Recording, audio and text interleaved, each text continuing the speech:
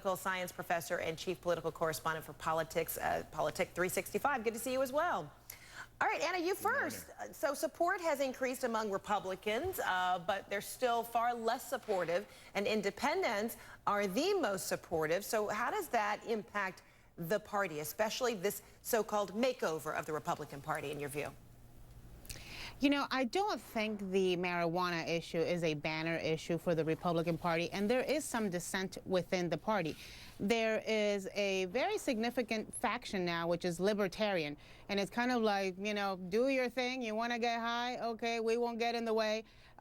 People may not be supportive of it, but they're not focusing on these social issues. So I think you're going to see some changes even within the Republican Party. What's happening, though, Fred, is, you know, as it becomes legal in states, Republicans are also pro-state rights people. So there is a conflict of different interests going on for Republicans on this issue, but it's still a very difficult issue for most Republicans, particularly generationally, the older generation, to accept.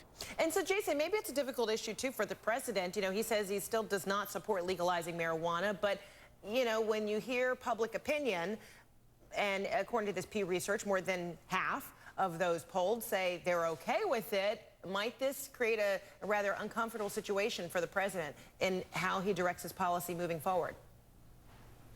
Not really. The president can't even get through meaningful gun control, and it's pretty obvious how the public felt about that.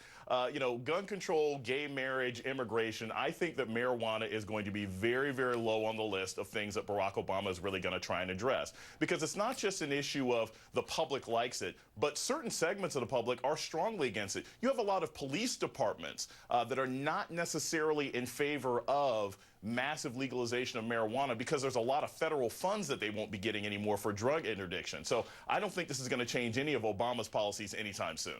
Okay, well, let's look at all the states where any marijuana use is illegal. Take a look at the map. 26 states in red have not legalized medical marijuana, nor have they criminalized marijuana, even in more blue states like Illinois. So, Anna, you know, can we expect this to ever change or perhaps change soon? I don't think it's going to change soon. I can see that one of the states that's on that map is my state of Florida. I can tell you that the chances of legalized marijuana getting through the current legislature or the legislature that is to come for the next few years is still to none.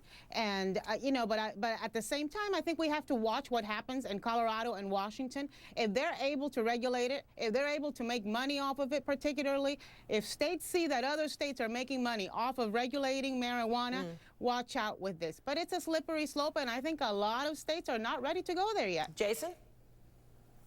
Yeah, I mean, I think that's what's going to happen. We don't want a situation like The Wire, where we just have open drug markets. People don't want that. But there also need to be substantive and reasonable plans in place for regulation. Jared Polis of Colorado has been arguing for this for a long time. So it's not just what's going to happen in Colorado, but can the same plan apply to New York? Can the same plan apply to Virginia? There are a lot of different places. They're all going to wrestle with this, but I don't think the federal government's going to get involved, not with so many other important issues on Obama's agenda. All right, Jason Johhson, Anna Navarro, good to see both of you. Thanks so much.